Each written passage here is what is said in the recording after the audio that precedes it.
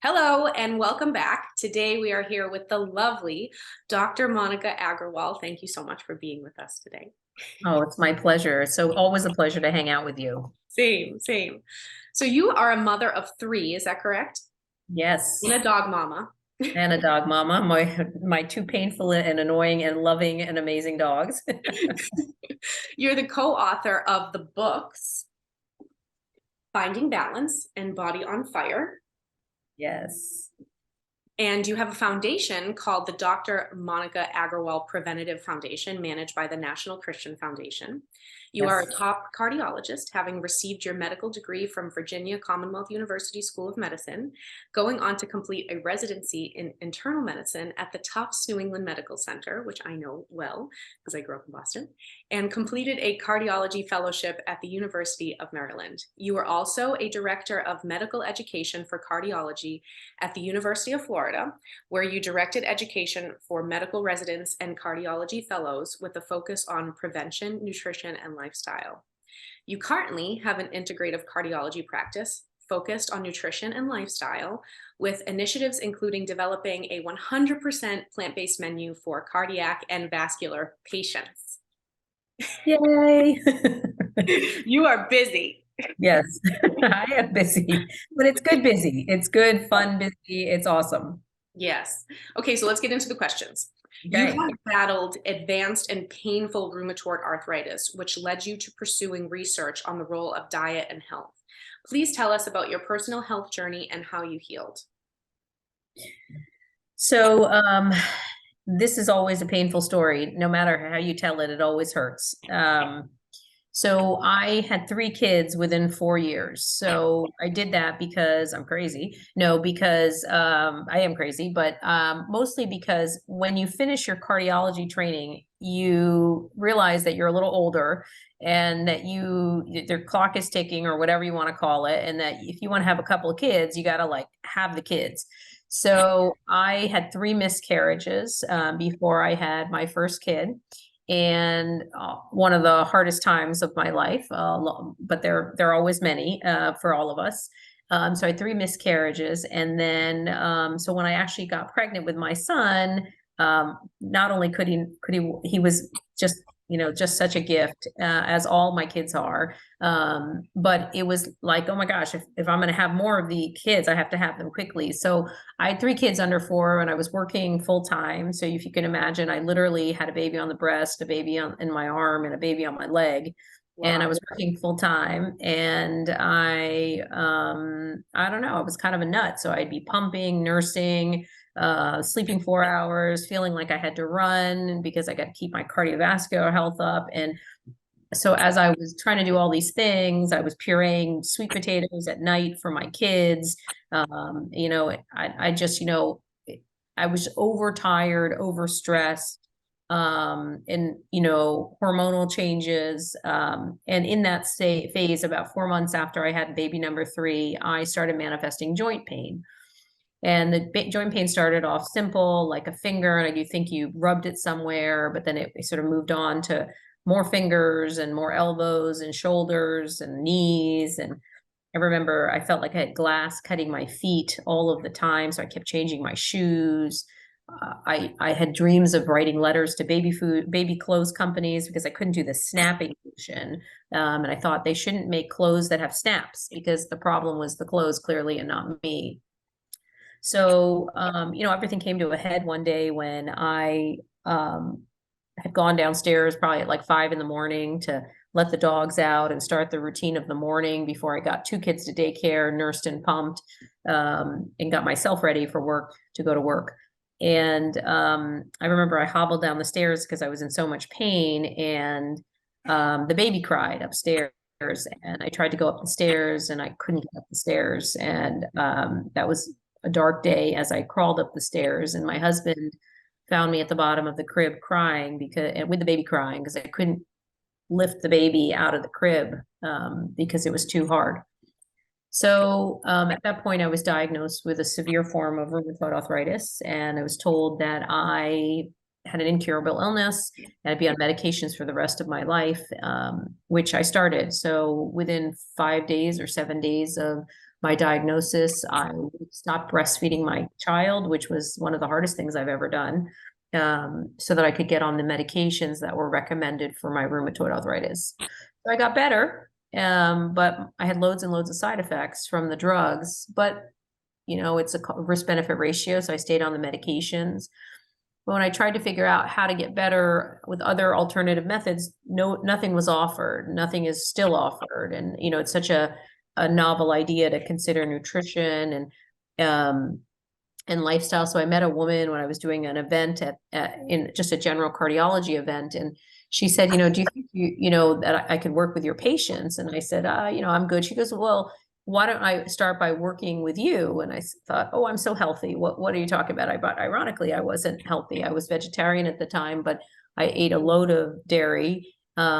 And so I said, okay, why don't you work with me? And it was interesting because then I learned a lot about, she was the first person to actually connect lifestyle and nutrition with health. And it's not like we don't know as physicians. It's just that we're not taught fully about the impact of nutrition and why it's important. And, we're taught about fat and cholesterol as cardiologists, but we're not taught about microbiome and gut flora and leaky gut and inflammation and how it's all tied to inflammation. All illness is really tied to inflammation. So I tried an intensive lifestyle change, and I came off all of my medications and was off my medicines for almost 9 or 10 years, which is amazing. Yeah, I will tell you also, though, that it's not perfect. Like after I got the COVID vaccine, maybe it was triggered by the vaccine, maybe not. I started manifesting pain again. And so it's hard to know what to do about that. I eat super well, but I have amped up my lifestyle changes even further. And you experience some pretty severe side effects with the medication too, right? Because then medication comes with side effects, and then there's a pill for that, and then more side effects. So yeah, there, unfortunately, nothing is perfect. And a lot of the medicines that we used, or at least 10 years ago or 11 years ago, I guess now 12 years ago, that were given to me, they did have a lot of side effects. There are newer medicines that have less side effects, but I certainly felt I'm very sensitive I get a lot of nausea very easily, and I just lived in a state of nausea. When I was in residency, I got stuck by a needle by a hepatitis C patient. And and they had possible HIV. And so I had to take HIV medications. And I remember that feeling like I don't do well with medicines in general. And I take a lot of those kind of medications, the metallic taste. And as soon as I started taking the methotrexate for rheumatoid arthritis, those same feelings and symptoms came back. oh my goodness. What do you mean you got stuck with a needle from a Hep C patient? I was doing a procedure and the patient moved, or I don't recall exactly, but there was movement and the needle stuck. Ay, ay, ay. Yeah. Wow. Well, I'm glad you're okay. Yes, I did not get HIV, thank goodness. And I did not get hepatitis C, thank goodness. So that was okay.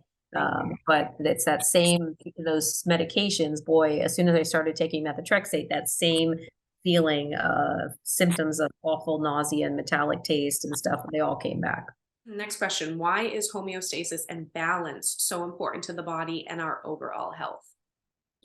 So I always think of the body as homeostasis is just the concept of everything needs to stay in balance, just as you said. And so what we don't realize enough, perhaps in the world and now in 2022, is how much out of balance we are. And so much of the time, if you kind of keep yourself like this, overall, most of us are going to do okay. I mean, obviously there's genetic predisposition to illness like myself, and you're always going to sort of counteract, you're going to always get things. But if you kind of overall kind of try to keep everything in balance, illness and inflammation will stay decreased. The problem is that most of us are out of balance. So we have a sympathetic nervous system, which is our fight or flight response system, which is our like, let's go, we're stressed, we got to move, move, move. It makes our heart rate go up, our blood pressure go up. It makes us not urinate. It makes us not feel pain, all the things we need to do in times of stress. And then there's the parasympathetic nervous system, which is the rest and recover, rest and digest. And that's like, okay, I'm doing better. Let me, the fear and the toxin or stress is gone. I can bring down my heart rate, bring down my blood pressure. I can go to the bathroom. I can recover from my pain. And so we need those to be in balance. Otherwise, if you don't have them in balance, you trigger inflammation. And so most of us, unfortunately, live in a sympathetic overload, and we don't take enough time to recover. So we live like this. And when you're not in balance, then that's when illness comes in, because you become inflamed. Your body becomes mad at you. I mean, that's the name of the book because of that, Body on Fire. It's when your body's mad at you. And so it's because of that imbalance. And that imbalance is where most of us unfortunately live right now. We are always on the go. If our cell phone goes to 7%, we panic and we go find our charger, right? We look for that recovery, but we don't do that for ourselves. And so we don't allow our bodies to recover. We're just always on, whether it's because of social media or email or the 24-hour-a-day society we live in. We don't take time to sleep or rest or take time to eat. Most of us are eating standing, or microwaving our meals, or talking on the phone with clients on the way to this job or that job. And so we're just always on. And so with that, we're always out of balance, and we're always at risk for illness. And there's so many things that are resources, and besides, I just told you all the demands on our body, but there's so many resources in our body as well that we don't acknowledge and appreciate. Well, there's sleep, there's healthy food, like eating more plant-based foods, avoiding processed foods. There's mind-body techniques, there's activity and movement, and there are all these resources we have in our body, or these available to us in our toolkit, but we've just sort of forgotten about them, or we try to put them into 20-minute segments when we can get to them, maybe, rather than it being part of our daily life. I had this revelation like a couple months ago, and I wrote down the word balance. And it was to have more balance in my body and life. Balance is a good thing. And so I thought, whole plant foods are a balanced food. And so if we eat balanced food, we will have balance in our body.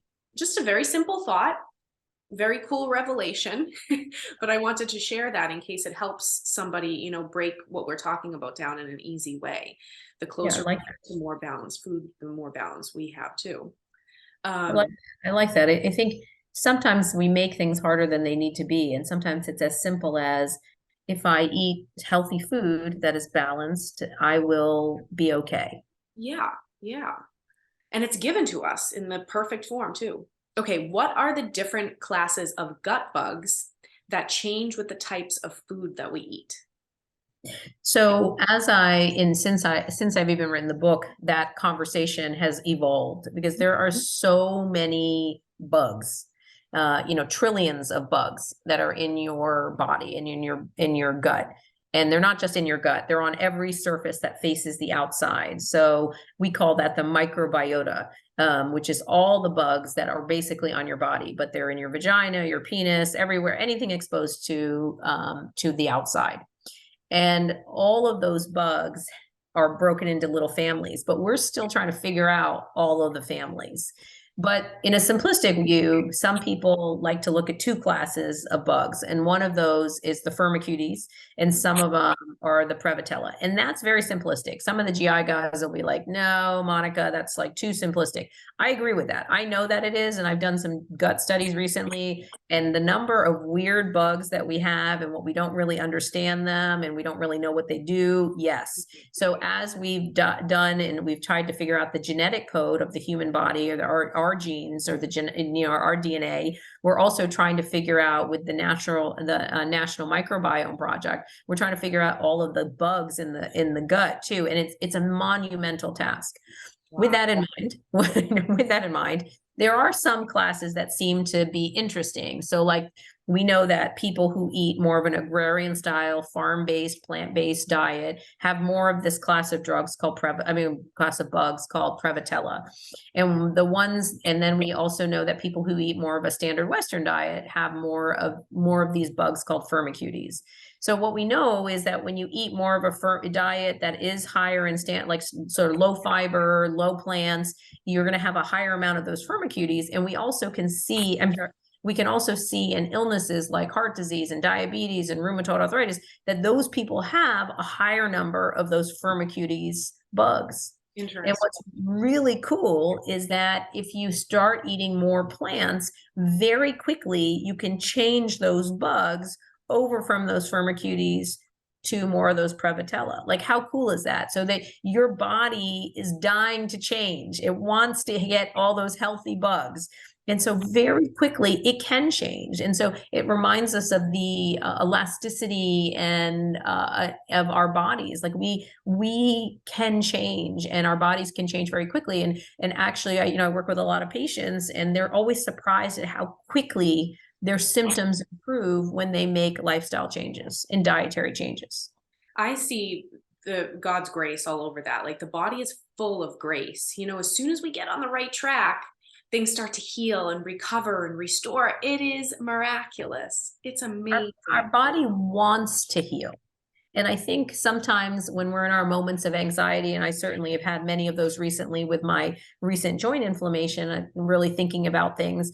But I always have to go back to that fundamental thought, which is that at the end of the day, our body wants to heal and we want to be better. And so sometimes you also have to have the faith that you can get better, and that the body can heal. Yeah. Yeah. And that you're going to be okay. Like, you're going to be okay.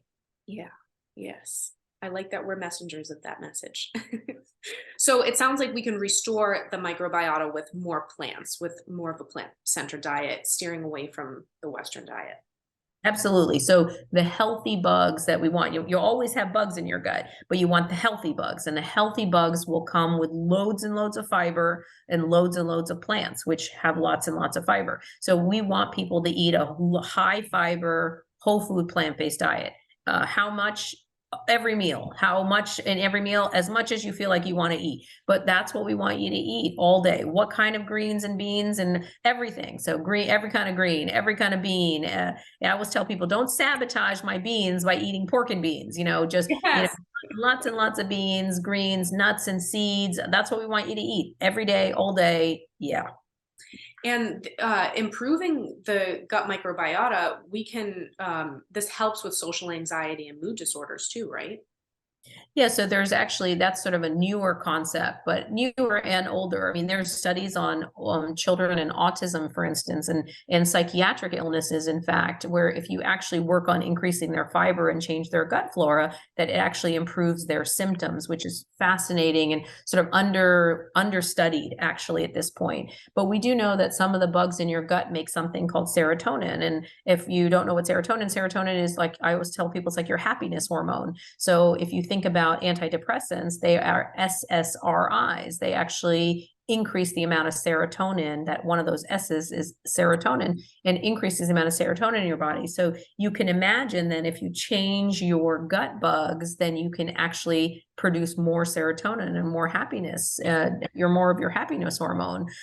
So that's a sort of a really important thing. And you can also think about people who have irritable bowel syndrome, which irritable bowel, unlike inflammatory bowel syndrome, is associated with mental health. And if you have a healthier gut, you can see how potentially you could have a healthier mind. You have a healthier mind, you have a healthier gut. Good stuff. Let's talk salt. In your opinion, is added salt helpful or harmful to the body? So salt, that's a great question. I'm glad you brought that up. It definitely creates a lot of controversy because there's so many people out there that are eating low salt or no salt, and there's just a lot of confusion on where we should be. So the reason is that salt, the answer to the question is that salt is good and bad. And so we all need a certain amount of salt in our diet. In fact, everything naturally has sodium in it. So in bananas, for instance, have sodium in it, and sodium is salt. The problem is that most people eating a standard Western diet, which sadly now is most of the world, are eating an excess amount of salt. So all of the processed foods, all of the foods that you're picking up, or you're just opening the bag, are going to likely have too much salt. In fact, most of the frozen meals that we're eating have an excess amount of salt. And so what most people are eating is they're eating almost double the amount of sodium that they should be eating. And so that's really the issue. But eating a little bit of sodium in your diet is not a negative thing. In fact, if you eat too little sodium and you're exercising a lot, you can actually get lightheaded and your blood pressure can be too low. So we do want people to eat a little bit of sodium, but you shouldn't necessarily eat sodium for your health. And that's sort of the thing I always tell people. So adding a little bit of sodium to a bean dish or to a stew or something to add flavor is completely fine. And just to remember though, that there's a lot of natural sodium that you're getting in your foods, that all of the fruits and vegetables you're eating have sodium in them, and probably almost enough, and for many people enough sodium. So I wouldn't sort of add sodium for your health or add salt, but if you want a little bit because you like the flavor, but I would also, then that's okay. But I would caution people, and a lot of people, I would remind people that there's so many spices out there that add flavor. And I want to remind people that don't just go to salt as your first go-to thing. I mean, think about pepper, black pepper and red pepper. Think about cumin, think about mango powder and pomegranate powder. All of these spices add so much flavor without having to add a lot of salt. The other thing I would say about salt is that a lot of people think I could never eat food that is low in salt, but it's everything's about habit. It's just habit forming. So if you're used to eating an excess amount of salt, you think food that is lower in salt is bland, but it just takes a couple of weeks to change your taste buds. And in fact, it only takes 7 to 14 days to change your taste buds. So just give it some time and lean into the process, and you'll be surprised at the changes you can make. Yes, very true. Sometimes I'll add lemon juice or lime juice to add a little kick of salt too. That's a great idea. I have a question about, it's related to the salt question. I drink reverse osmosis water, and a lot of my friends drink reverse osmosis water, but that really takes all the minerals out. And then to add minerals back in, sometimes I'll put rosemary in my water, or just some type of green, and then make sure I'm eating a lot of greens. But even some added minerals, all of the ones that I've seen on the market have salt water from wherever, Utah, or that's the main one. So is that good?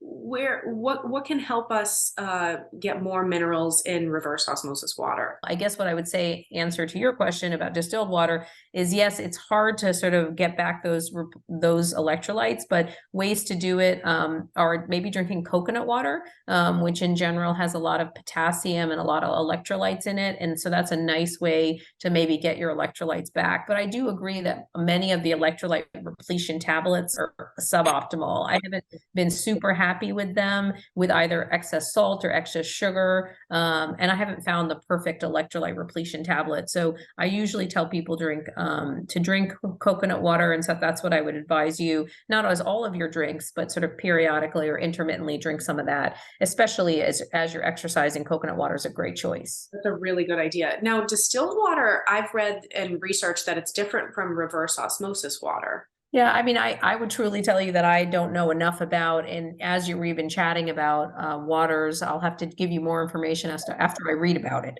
Okay.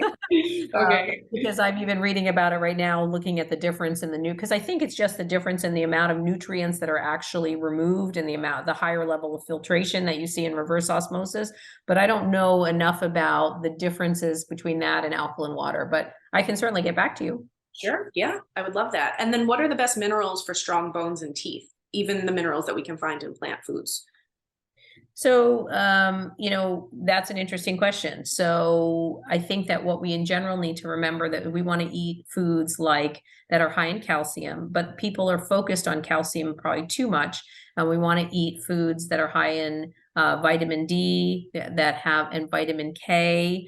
So the way you make a strong bone is calcium, vitamin D, and vitamin K. And what I often tell people, the way to get those things, and so people are like, well, that's why we have to have milk. Wait, okay, hold the phone there. So is that really true? So remember, all of our cow's milk is fortified with vitamin D, right?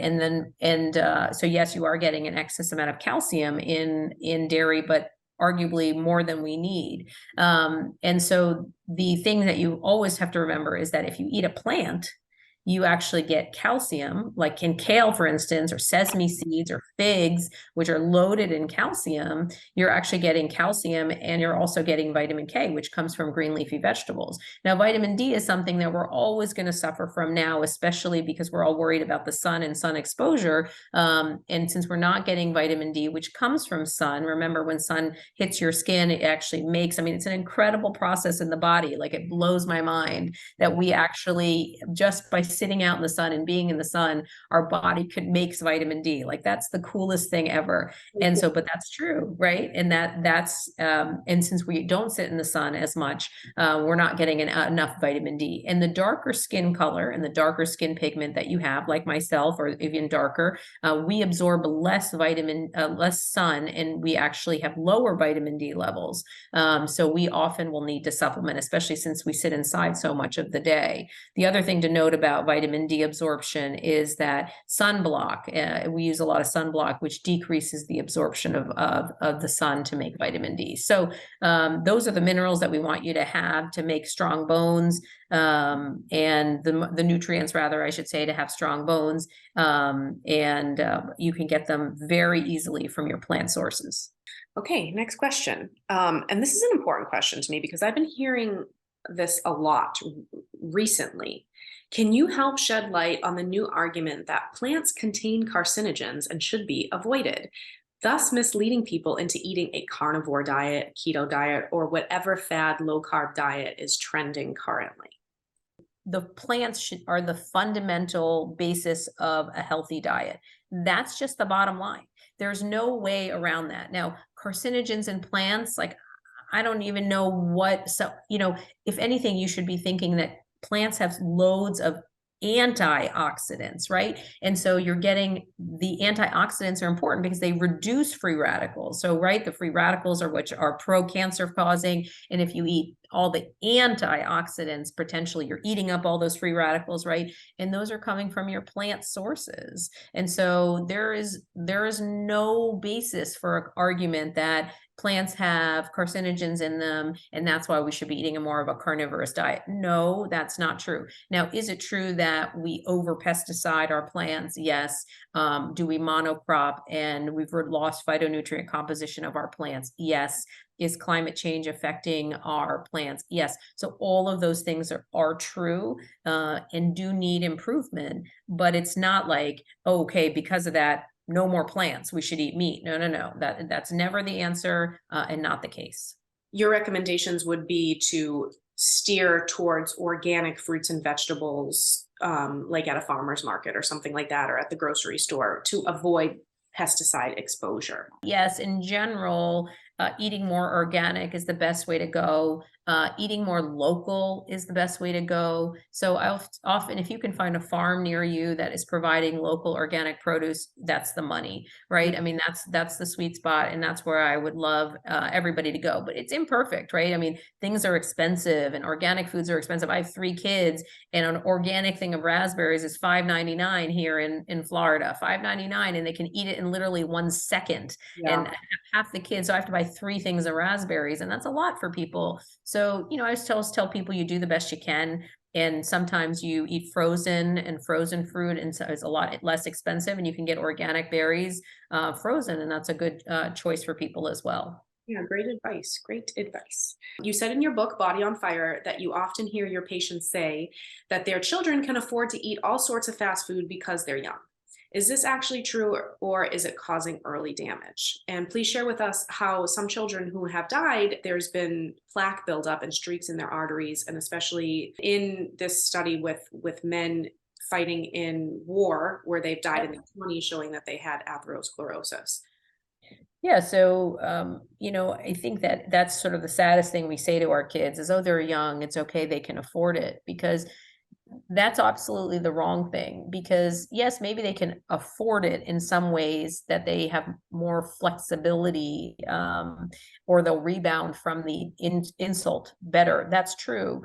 but what you're doing is you're creating a lifetime of bad habits. And you start out eating bad foods when you have a little bit of flexibility, maybe, then those people become heavy adults and people with heart disease at a young age. For instance, we had a patient I saw in the ICU about 9 months ago, who's 29 years old with an acute heart attack. So people are getting younger and younger, and they're showing up in the hospital with heart attacks. The second thing you said is, well, is it really true that young people don't get heart disease? Or, well, again, you build plaque your whole life.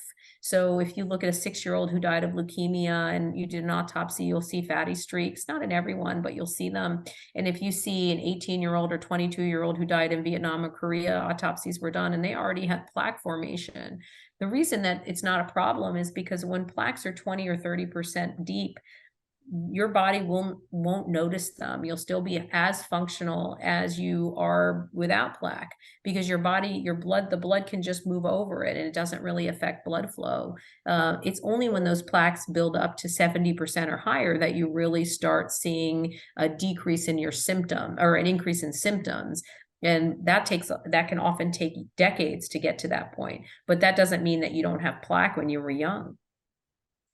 And that's why heart disease is a slow killer. Absolutely. It's something we should be working on our whole lives. And it's sad. And, heart disease has been a problem for decades, but it's become an illness of excess. We have so much now and so much access to so many things. But we excessively eat the wrong foods. And now we're dying from it.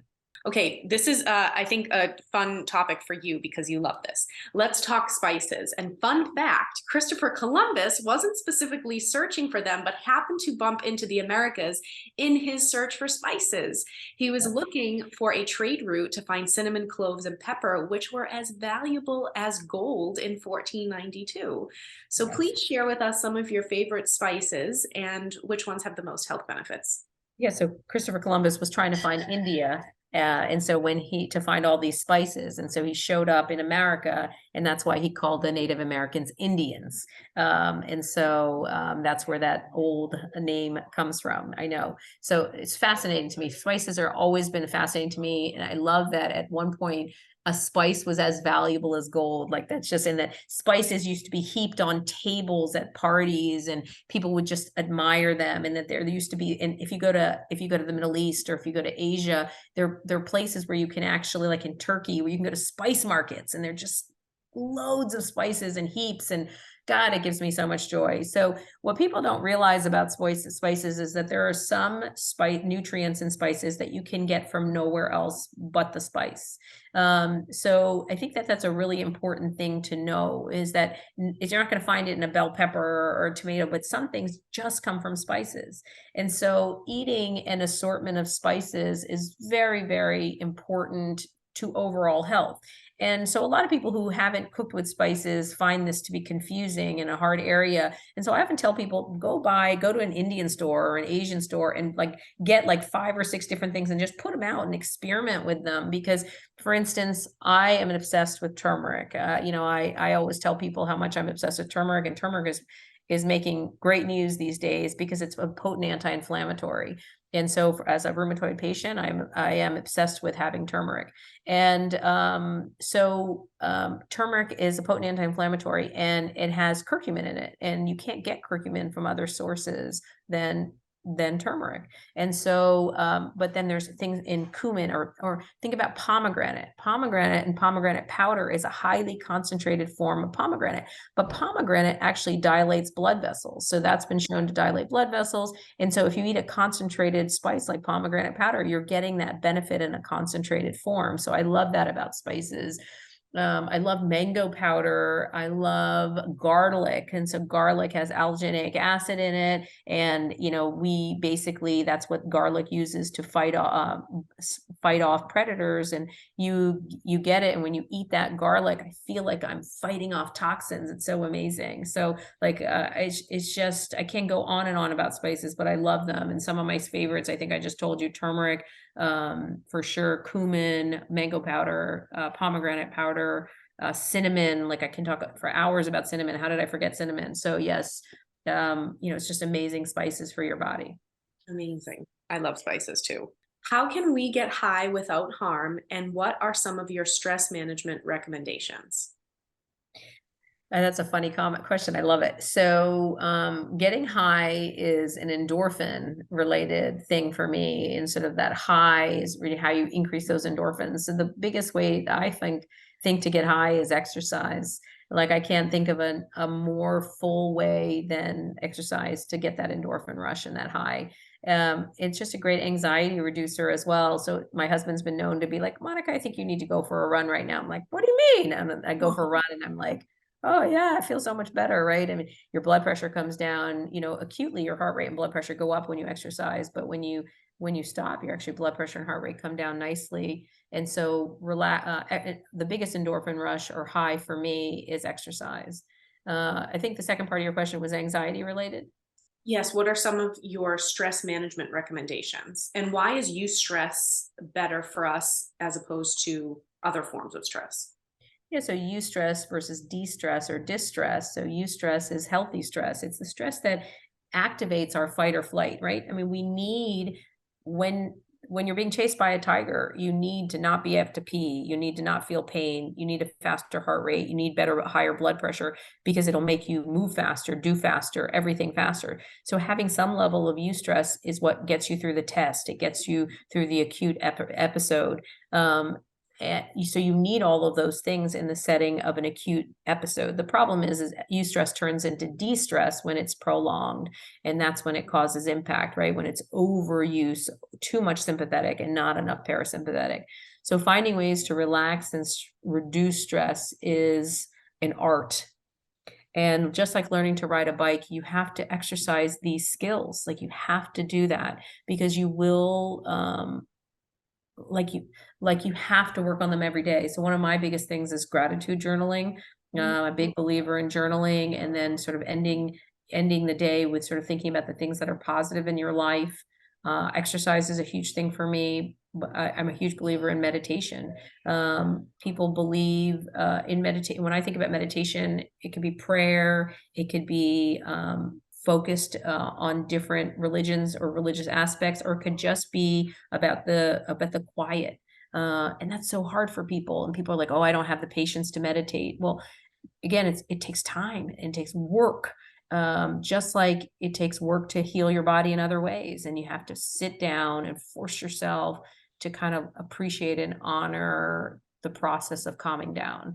If we can honor the process that food makes us better, or that if we study for a test, we get better and we could do better on the test, then we have to honor that sometimes not doing and allowing your thoughts to quiet will also make you better at that and make you better at relaxing and reduce your stress. Okay, our final question. And this is one of my favorite topics, sleep.